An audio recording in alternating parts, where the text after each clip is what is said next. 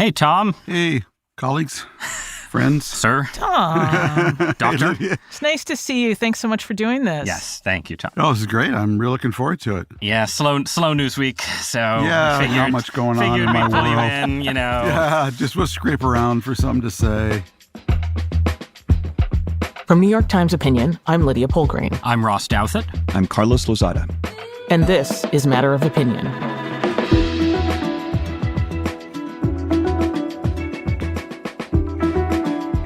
So, over the past few weeks, Israel and Iran have engaged in a military standoff. Israel struck the Iranian embassy in Syria, killing several top Iranian military officials. Then, last weekend, Iran sent hundreds of drones and missiles towards Israel. And finally, early this morning, Israel retaliated, striking a military base in Iran. Michelle Cottle is out this week, so to try to unpack what all this means, we asked our colleague Tom Friedman to join us. This conversation was recorded before the latest attack, so keep that in mind when you're listening. But we think it provides some very helpful context to what led us to this moment and what could happen next. So here it is, our conversation with Tom. Welcome back to Matter of Opinion, Tom. Thank you, Lydia. It's great to be back. So let's get right into it. How did Iran's attack on Israel come to be? Well, roughly a week before Iran launched its missile attack, Israel killed several very, very senior Iranian Revolutionary Guard commanders who were in a adjunct building to the Iranian embassy in Damascus, meeting with operatives at the same time. And this gentleman was reportedly responsible for really running all the sort of Iranian operations in Lebanon, in Syria. And so from the Israeli point of view, he was a very high-value target. I was surprised they did this. It's not something I thought was very wise. My grandmother used to say, just one war at a time, please. And this really was a provocation, even for the ongoing shadow war between Israel and Iran, which has been ongoing now for years. This was definitely a step up. And the Iranians honored the Israeli step up by taking a massive step up of their own on Saturday by launching some 300 drones, missiles, and cruise missiles at Israel from Iran, marking the first time that any Middle East state has attacked Israel since Saddam Hussein did it with Scuds 33 years ago. And in the context of the Israeli-Iranian, again, tit-for-tat shadow war, neither has ever done such a thing. I didn't buy and don't buy the notion that they were counting on Israel's air defense system to shoot down basically all 300 with help from allies. That was actually quite a remarkable military feat. Had one of them gotten through and hit an Israeli school or a government building, this audio program would be about full-scale war in the Middle East right now.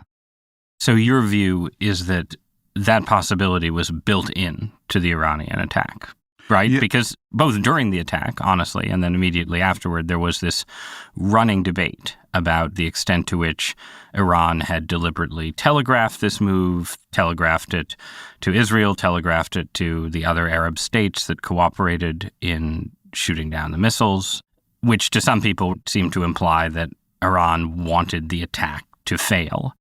But you don't think that was the case, and you think, therefore, Iran was prepared for really dramatic escalation in response from Israel. Yeah, Ross, I'd say two things. One is, just given the physics of it, no one could count on firing 300 missiles and drones at another country, that basically none would get through, that almost all 300 would be intercepted by in effect, multinational force.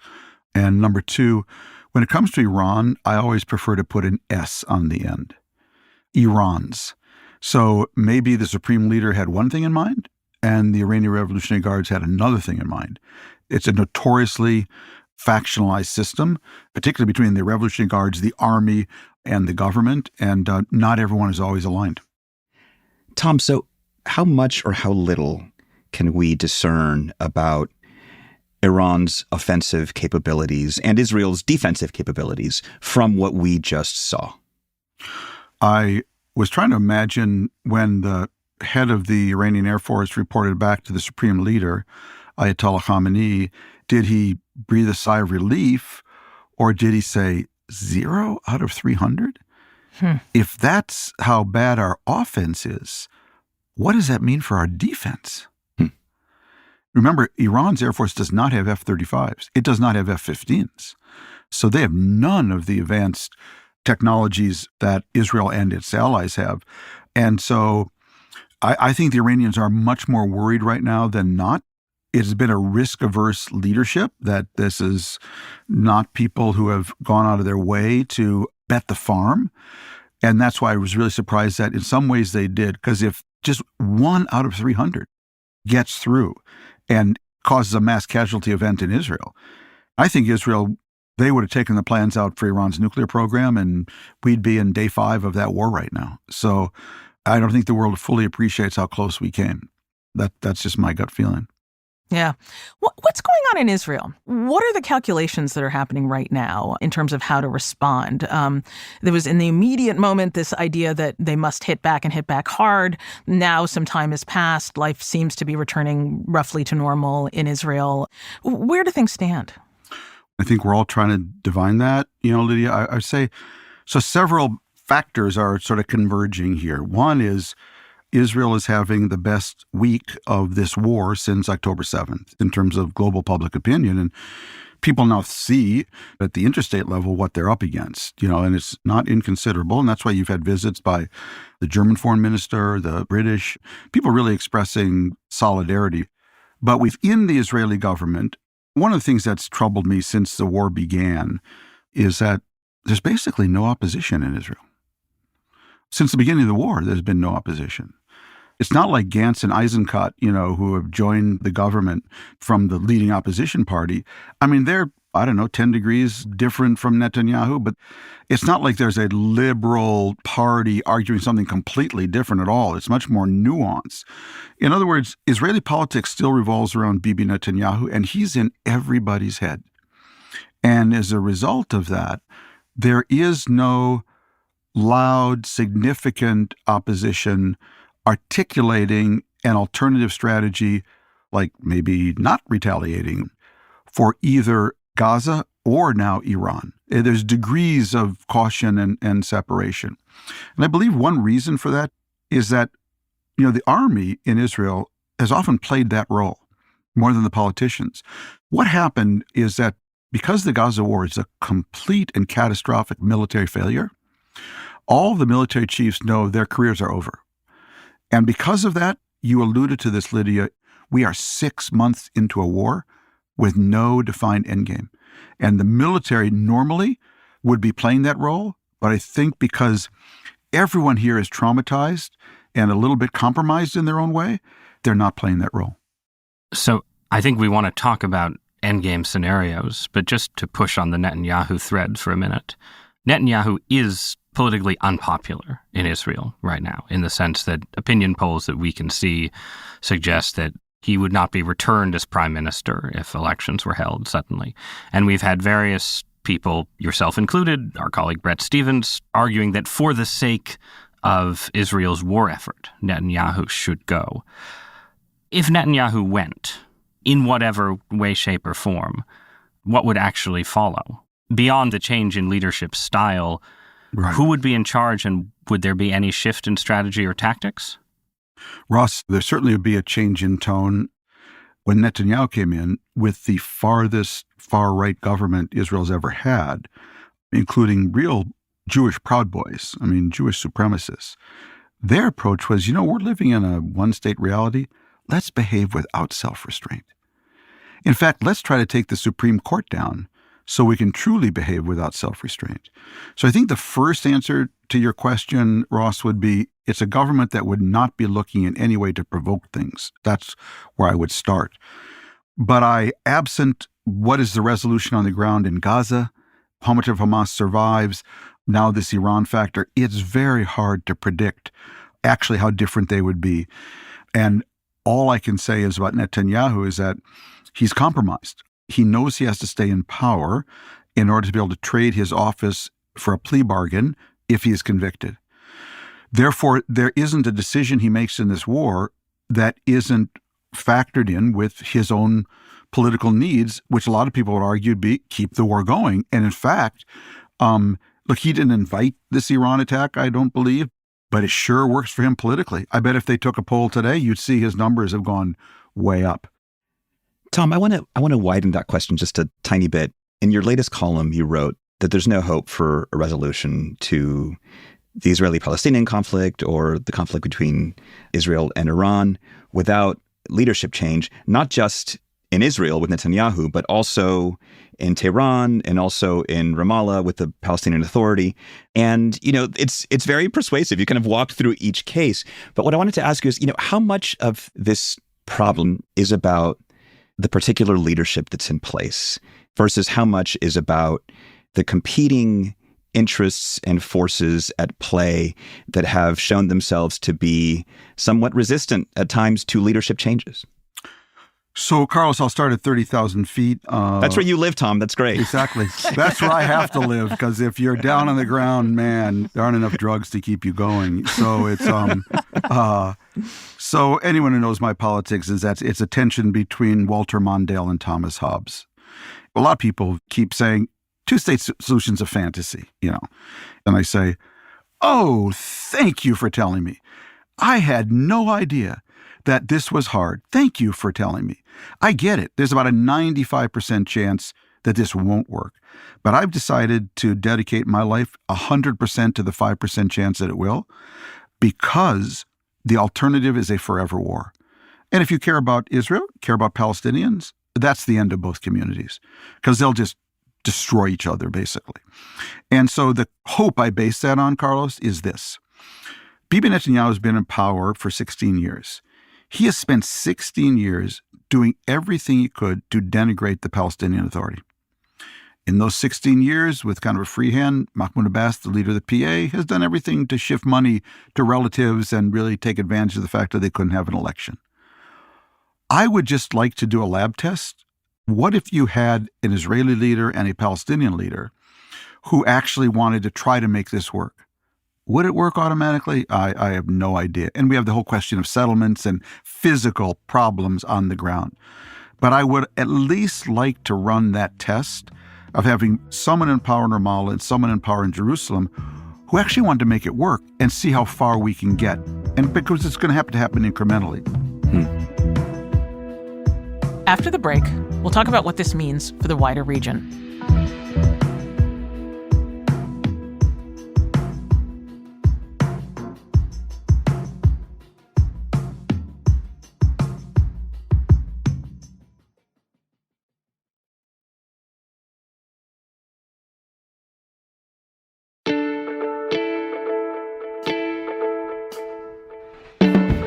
I think one of the questions here, right, is people say no one wants a wider war. Yeah. But there are people who want a wider war, right? Definitely. Who are they right now, and what are they thinking? So, Russ, one is Yahya Sinwar, the Hamas leader who Right. is hiding somewhere in Gaza. He needs a wider war. He needs a wider war because he's out to destroy Israel. I think people need to remember about Sinwar is Sinwar actually doesn't know the Arabs very well, which is why I think he was surprised by some of them not joining in. But he knows Israelis really well. In fact, he learned his Israeli studies in prison. He learned all his Hebrew in prison, and he spent years observing Israel and all its weaknesses. And he put them all into play in this war. And he wants Israel wiped out. So he's certainly one of them.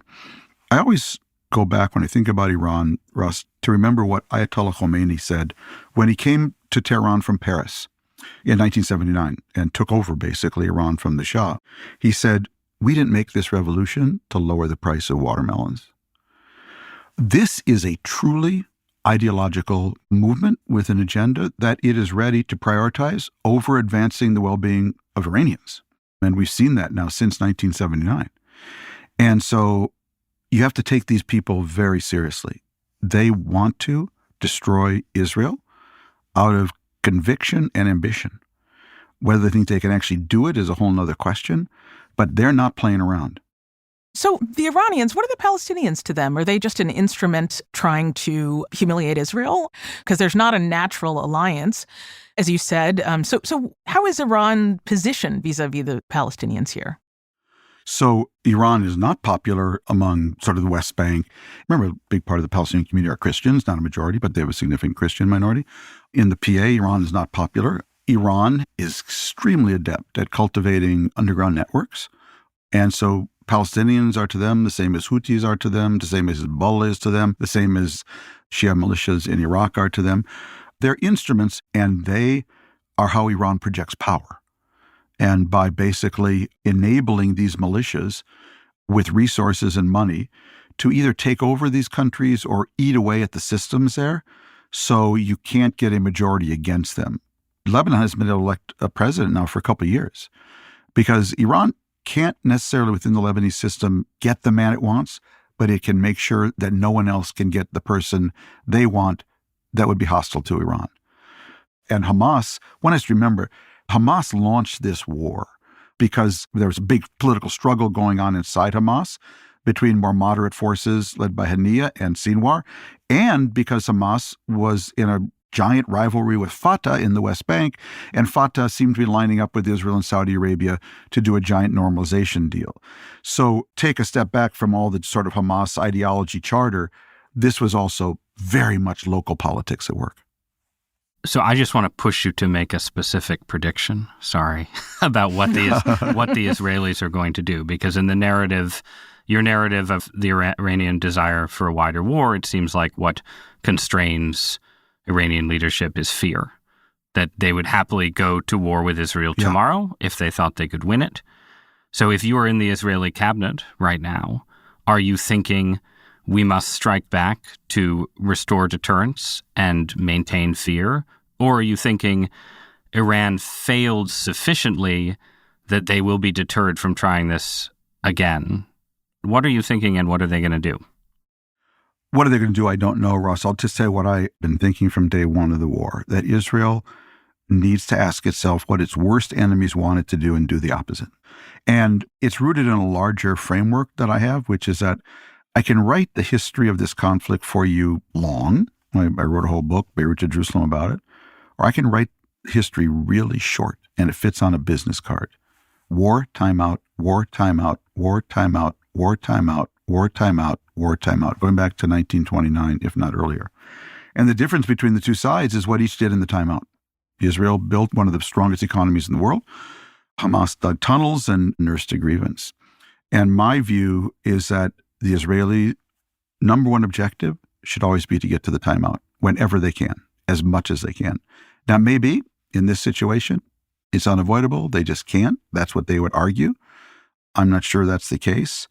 But Israel wins in the timeouts, and it loses in times of war, especially where we are now historically, politically, and technologically in a social wired network world where when you lose on TikTok now, you don't just lose Muslim Americans in Michigan, you lose a whole generation. And I think Israel is in real danger of losing a whole generation right now. After the break, we'll talk about what this means for the future of the U.S. in the Middle East.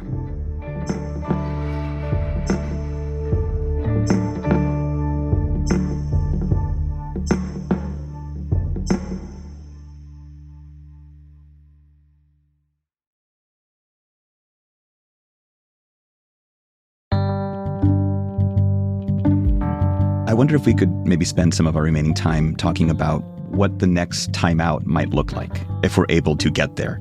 Back in January, which feels so long ago, you wrote a column saying that October 7 had propelled a fundamental rethinking of the Middle East inside the Biden administration. You outlined what you thought was an emerging Biden doctrine for the region. Given how the conflict has evolved since then, how is the administration thinking about the region, broadly speaking now? Is there a coherent doctrine that you see still at work or in development here? Carlos, I just say before I answer it, I've been doing this my entire adult life. I've been following the Middle East since I was 15. I'm now 70. This is the absolutely worst moment I ever remember, and the most worrisome for the whole region spinning out of control. I would say the administration has a broad doctrine, which is Israel should find a way to finish the operation of dismantling Hamas in a way that spares as many innocent Gazan civilians as possible. It should then work with the PA, with the support of countries like the UAE, Saudi Arabia, Egypt, Jordan, when they are of sufficient capacity and strength. The PA plus allied countries, Jordan, Egypt, UAE, Saudi Arabia, should then be the ones to govern Gaza, maybe even with some American logistical help. And then Israel should provide some political horizon for the Palestinians, so Israel can then normalize with Saudi Arabia, and we then find ourselves with a broad inclusion network in the region, stretching from Egypt through Gaza, the Arabian Gulf countries, and we're in a whole new Middle East. That's the hope. It's still not impossible, I would say. But it takes me back, Carlos, to, again, what I said early on after the war, which is what was going on in the world on October 6th. On October 6th, Ukraine was trying to join the West, and Israel was trying to join the Arab East.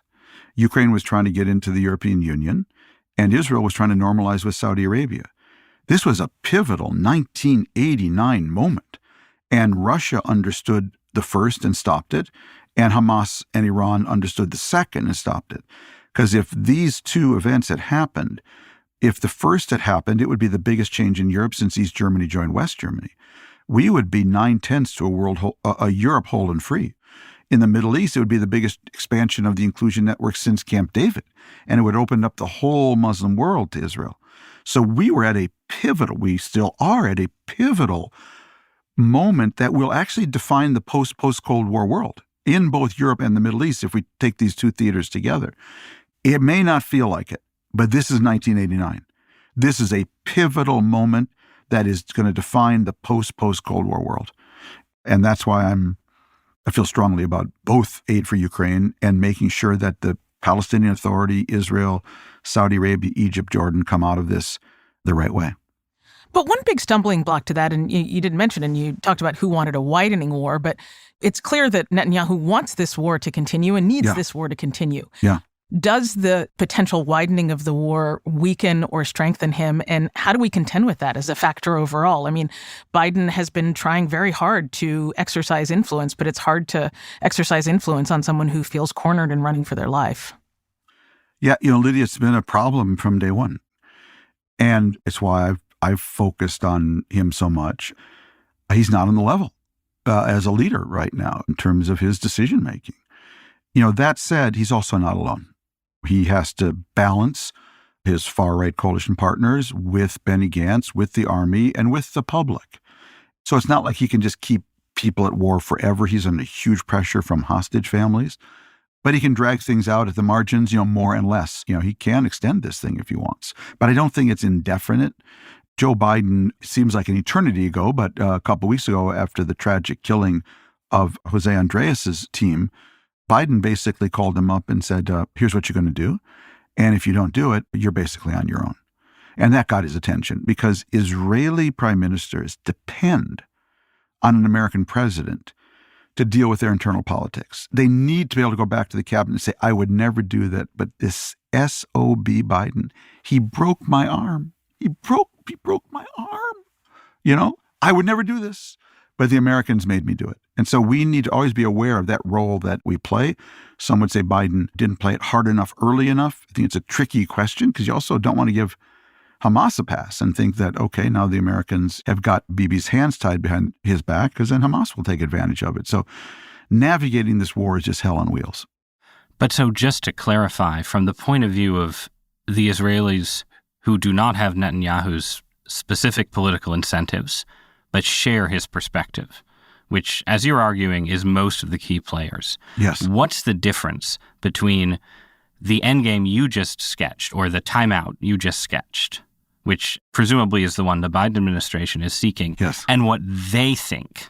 Like if Netanyahu's cabinet gets what they want in the war in the next 6 months, what does their view of the timeout look like? Ross, I'm going to tell you one of the craziest things I've ever seen covering international relations. I don't know the answer because no one in Israel has said, even the opposition has not said, what is the end game in Gaza? And we are 6 months into this war and I'm not being cute or anything. I have no idea. just doesn't make sense to me. And worse, I think it's just incredibly reckless. One can only divine by their actions, Ross, that their idea is to finish off Hamas in Rafah, if they can. And I think that's a dubious proposition. I wrote early on, the four most dangerous words in the Middle East are once and for all. Nothing ever ends once and for all there. And then the plan, Ross, seems to be to pull largely out of Gaza except for a perimeter and the road bisecting it, and use those two sort of positions to go in and out at will. But I was there a few weeks ago with General Kurilla, our CENTCOM commander. We were actually at the Erez crossing and being briefed by an Israeli colonel. And he said, we're basically all out of northern Gaza. I said, what? He said, we've left northern Gaza. I said, well, who's governing, northern Gaza? And a lot of the population has been depopulated, and he didn't have an answer. And I immediately, and I wrote a column about this, had a flashback to being in Iraq 3 weeks after the war in Qasr and saying, where are the Americans, where are the British? And no one was there because they had left a completely ungoverned space. So either you're going to have Somalia, where Israel goes in and out, or Hamas coming back, or you're going to get a new Israeli government that invites the PA in. But right now, no one is talking that way. And so we're 6 months into this war, and I can't answer your most basic question, because not just because Netanyahu hasn't answered it, because Gantz and Eisenkot, the opposition, haven't answered it, and the opposition outside the government haven't offered a kind of third way. And that gets to the deformities of the Israeli political system right now, that there is no opposition. Tom, thank you so much for coming to spend some time with us today. Thank you so much, Tom. I feel like it's wonderful to be with my great colleagues. I wish I had better answers. I don't. It's the worst story I've ever covered. That's saying something. Great to be with you guys anytime. Thanks, Tom. Thanks, Tom. Thanks so much, Tom. Take care now. Bye. Bye-bye.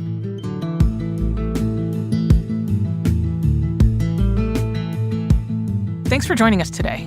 Matter of Opinion is produced by Phoebe Lett, Sophia Alvarez-Boyd, and Derek Arthur. It is edited by Jordana Hochman. Our fact-check team is Kate Sinclair, Mary Marge Locker, and Michelle Harris. Original music by Isaac Jones, Afim Shapiro, Carol Saburo, Sonia Herrero, and Pat McCusker.